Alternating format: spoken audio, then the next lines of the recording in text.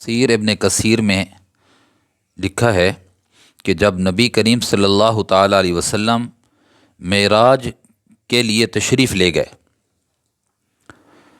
تو وہاں پر ایک عورت ملی جو نبی کریم صلی اللہ علیہ وسلم کی طرف لپکی آئی۔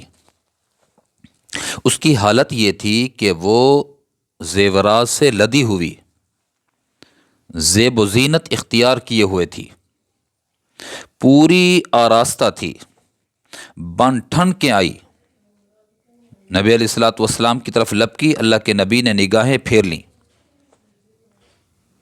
پھر جس جانب کو آپ نے چہرہ اقدس کیا وہ اسی جانب آ گئی، پھر آپ کو اپنی طرف متوجہ کرنا چاہا۔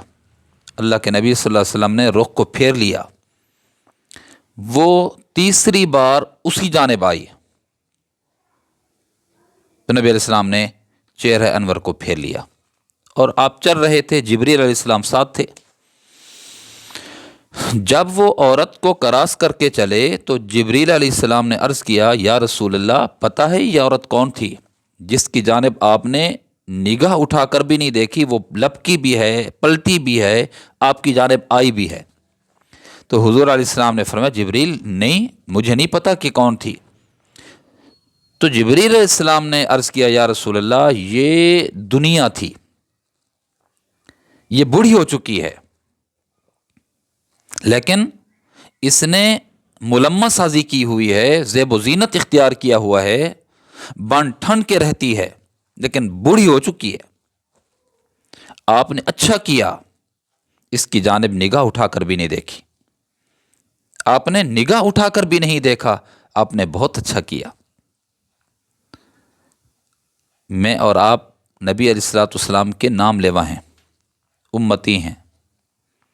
میرے اور آپ کے نبی نے نگاہ شفقت سے بلکہ نگاہ شفقت تو دور، نگاہ اٹھا کر ہی نہیں دیکھا، اور امتی سنبھال کے رکھ رہا ہے۔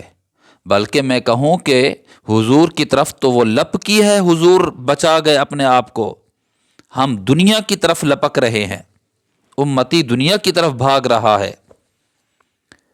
کسی کو ہاتھ آنے دیتی ہے یہ بڑھیا دنیا، اور کسی کو ہاتھ نہیں آنے دیتی، سارے بھاگ رہے ہیں، کوشش کر رہے ہیں، حرص و ہوس میں کہ یہ ہماری ہو جائے، یہ چیز ہماری ہو جائے، یہ چیز ہماری ہو جائے۔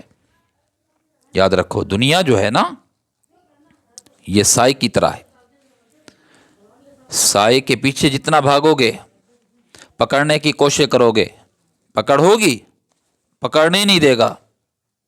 رخ پھیرو، پھر دیکھو کہ وہ سایہ آپ کے پیچھے ہوگا، آپ جتنا بھاگیں گے اتنا آپ کے پیچھے آئے گا۔